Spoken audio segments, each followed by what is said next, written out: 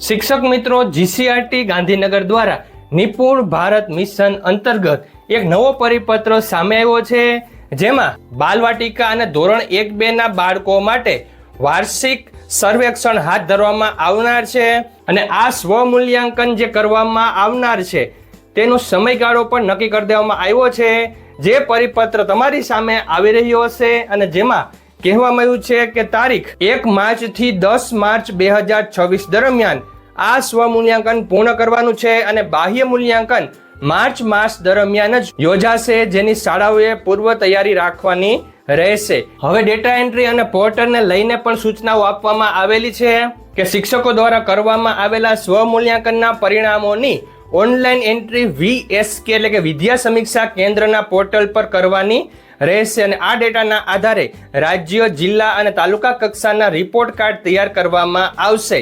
અમલીકરણની વાત કરીએ તો મૂલ્યાંકન માટે જીસીઆરટી દ્વારા ખાસ તૈયાર કરેલા ઉપકરણ, એસેસમેન્ટ ટૂલ્સ અને મૂલ્યાંકન પત્રકનો જ ઉપયોગ કરવાનો રહેશે.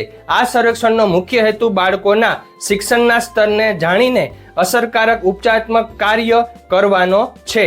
તો આમ તમામ શિક્ષકોએ સમય મર્યાદામાં આ કામગીરી પૂર્ણ કરવાની રહેશે, જેથી બાળકોના પાયાની સાક્ષરતા અને અંક જ્ઞાનમાં સુધારો લાવી શકાય. તો મિત્રો, આજનો વિડીયો હતો એ આ બાલવાટિકા ધોરણ 1 અને 2 ભણાવતા શિક્ષકો માટે હતો કે તેમને પરીક્ષા તો નથી યોજવાની, પણ સ્વમૂલ્યાંકન દ્વારા તેમનું મૂલ્યાંકન કરવાનું રહેશે.